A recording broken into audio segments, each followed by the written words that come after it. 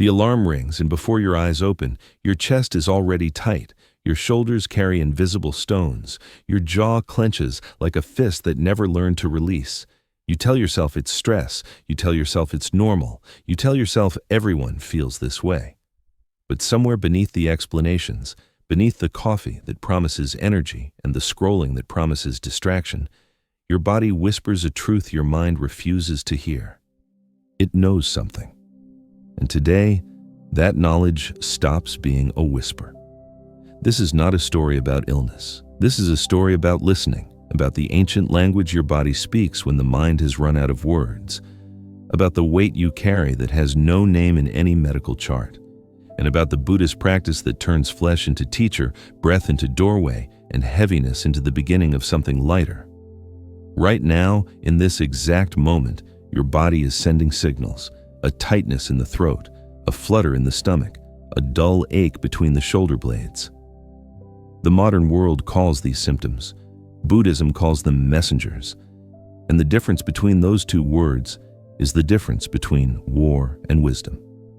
The common enemy is not the sensation itself. The enemy is the refusal, the turning away, the numbing, the pushing through. The voice that says, ignore it. It will pass. You're fine. Keep moving. That voice sounds like productivity. It sounds like strength, but it is neither. It is fear dressed in urgency's clothes, and it costs more than you know. In the monasteries of old, monks were taught to scan the body like reading a sacred text, not to diagnose, not to fix, but to listen. They understood what modern science is only now proving. The body holds what the mind cannot process. Trauma lives in tissue, grief settles in the gut, rage tightens the jaw, fear shortens the breath, and denial spreads like fog, covering everything until you forget there was ever anything beneath. Your body knows what happened to you. It knows the argument you smiled through, the betrayal you rationalized, the loss you moved on from too quickly because the world doesn't give you time to stop. It knows the child you were who learned that crying was weakness, that anger was dangerous, that speaking up meant being too much. And it has been keeping score ever since. Picture this. A woman sits in traffic. The light is red. She checks her phone, scrolls, breathes shallow, her neck aches. She rolls her shoulders. The ache stays. She turns up the music, louder. The ache doesn't leave. It deepens. She feels irritation rising, not at the traffic, at her own body for refusing to cooperate, for being inconvenient, for needing something she doesn't have time to give. That scene is not rare. It is the texture of modern life. Bodies that plead and minds that override. Sensations that knock and attention that pretends no one is home. And in that refusal, in that everyday violence of ignoring, something hardens. The body stops whispering and starts screaming. The headache becomes chronic. The fatigue becomes unexplained. The anxiety becomes a diagnosis with a prescription, and still, the body tries to speak. Buddhism offers a practice so simple it sounds like nothing, and yet it is everything. It is called body scanning, and it begins with a single radical act. You stop. Not forever, not dramatically, just for 3 minutes. You sit or lie down, you close your eyes or soften your gaze, and you bring attention to the crown of your head, not to judge it, not to fix it, just to feel it. Is there warmth, coolness, tingling, heaviness? You name it softly. Crown, warmth, and you move down. Forehead, temples, eyes, jaw, the jaw. This is where most people discover the first earthquake. The jaw clenched so tight it has forgotten its own face. And when you bring gentle attention there, when you whisper to it, you can release. Sometimes it does. Sometimes tears come. Not sad tears. Relief tears. The tears of a soldier finally allowed to put down the weapon. You continue. Neck, shoulders, those shoulders that carry the weight of every unspoken word. Every responsibility you didn't ask for but accepted anyway. Every expectation pressing down like hands. You don't tell them to relax. You ask them what they are holding, and you wait. The body, when trusted, will answer. Down the spine. Vertebra by vertebra, the chest, the heart space. Here the sensations can be sharp, a knot, a tightness, a pull. The impulse is to move away, to distract, to numb. But the practice asks you to stay, to breathe into the sensation, not to make it go away, to make space for it. Space is not agreement. Space is respect. It says, I see you. I don't know what you are, but I see you. The belly, soft or rigid, the hips, the legs, the feet, all the way down to the soles that touch the ground. And in that slow descent through your own geography, something shifts. The body stops being an object you manage and becomes a landscape you inhabit, a home you've been avoiding, a temple you've been using as storage. There is a teaching. The body is the first monastery. Before stone walls, before incense, before robes, there was flesh that breathed and bones that held and a heart that beat without asking permission. To return to the body is to return to the original altar. And the practice is not transcendence, it is presence, not escape, arrival. But why does the mind refuse? Why does it turn away from what the body knows? Because the mind's job is to protect. And sometimes protection looks like forgetting, like rationalizing, like building walls so high that even you can't see over them. The child who is hurt learns to leave the body, to live in the head, to think instead of feel. And that strategy works. Until it doesn't, the body accumulates. Every swallowed scream, every faked smile, every yes that should have been no, it stores them in the fascia, in the muscles, in the nervous system. And one day, the storage is full, the back goes out, the stomach rebels, the immune system falters, and the doctors run tests and find nothing, or they find something and treat the symptom, but the root remains. A monk once said the body never lies, it doesn't know how. It can only tell the truth of what it has lived. The mind can rewrite history. The mind can call pain normal and exhaustion a badge of honor, but the body cannot. It holds the original story.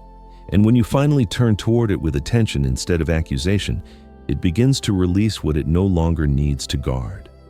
This is not metaphor. This is measurable. Studies show that mindful attention to the body lowers cortisol, regulates the nervous system, reduces inflammation, improves sleep. But more than data, there is the felt experience. The person who scans their body for 3 minutes each morning and notices the headaches space out. The tightness in the chest loosens. The breath deepens without effort, not because they forced it, because they listened. Here is a practice for right now, wherever you are. Place one hand on your heart, one hand on your belly. Close your eyes if you can. If not, soften your gaze. Feel the rise and fall, the inhale, the exhale. Notice where the breath moves easily. Notice where it catches. Don't fix it. Don't judge it. Just notice. That noticing is the beginning of the conversation your body has been waiting for. The mind will interrupt. It will say, this is silly, this is wasting time, you have emails, you have responsibilities, you have a life that doesn't pause for breathing exercises.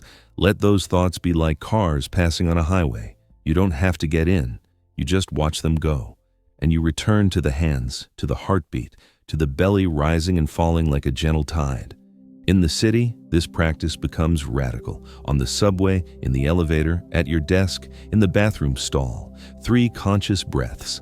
A scan from crown to soles, asking your body what it needs: water, movement, rest, air, silence.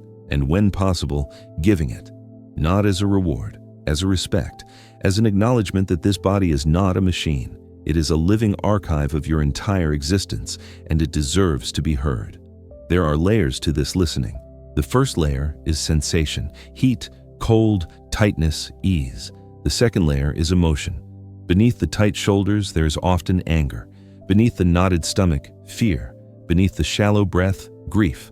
The body doesn't separate them the way the mind does. In the body, they are one language, and learning to read that language is learning to know yourself. The third layer is memory. Sometimes when you soften into a sensation, an image arises, a moment, a face, a room. The body remembers what the mind has filed away. And when it surfaces, the practice is not to analyze, not to solve, but to witness.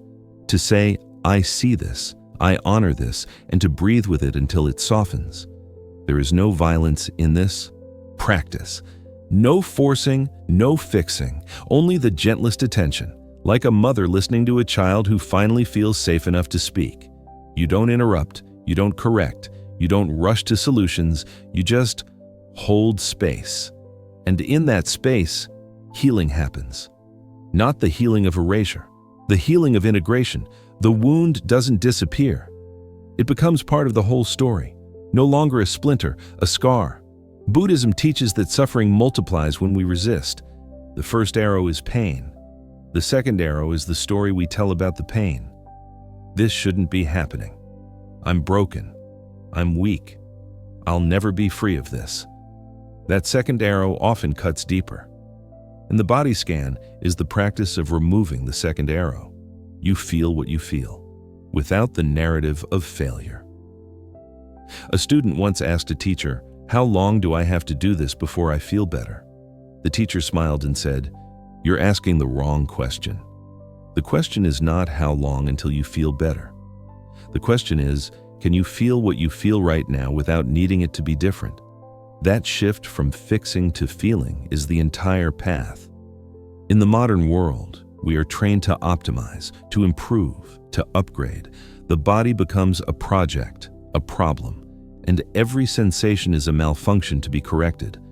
But what if the sensation is not a malfunction? What if it is information?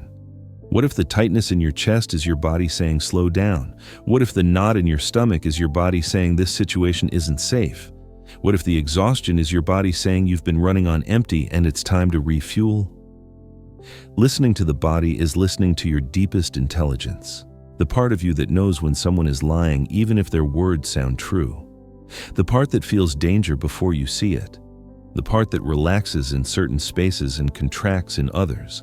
That intelligence doesn't speak in sentences, it speaks in sensation. And when you learn its language, you navigate life with a compass you didn't know you had. There is also this: the body knows joy, not just pain. It knows the shiver of beauty, the warmth of connection, the aliveness of movement. But if you only tune in when something hurts, you miss the rest of the symphony. The practice expands. You scan not just for tension, but for ease, not just for pain, but for pleasure. Where does the body feel light? Where does it feel open? Where does it hum with quiet contentment? Gratitude begins in the body, not as a concept, as a felt sense, the inhale that fills you, the ground that holds you, the heart that beats without your instruction. When you drop into the body with attention, gratitude is not something you generate. It arises on its own, a natural response to being alive, a closing image, a tree in the city, roots beneath concrete, branches reaching through smog toward sky. It doesn't curse the pavement, it doesn't resent the pollution. It grows where it is planted, it adapts, it breathes what it can, and it offers shade to anyone who pauses beneath it. Your body is that tree, planted in this modern world, enduring what it endures, and still reaching, still breathing, still offering you life. The heaviness you feel is real. The tightness is real. The ache is real. And so is the possibility of release, not through force, through listening, not through fixing, through honoring, not through transcendence, through presence. Your body knows something your mind refuses to see. And the moment you stop refusing, the moment you turn toward it with kindness, with curiosity, with the simple willingness to feel, everything begins to change. Take one breath, a real one. Let it reach the bottom of your lungs. Let your belly rise. Let your shoulders drop. And ask your body, softly, "What do you need me to know?" Then listen, not with your ears, with your whole being. The answer is already there. It's been waiting, and it's time. Share this practice with someone who needs to remember they are not broken, just unheard. Subscribe to continue walking this path together, the art of living awake in the city, one breath, one body, one moment at a time.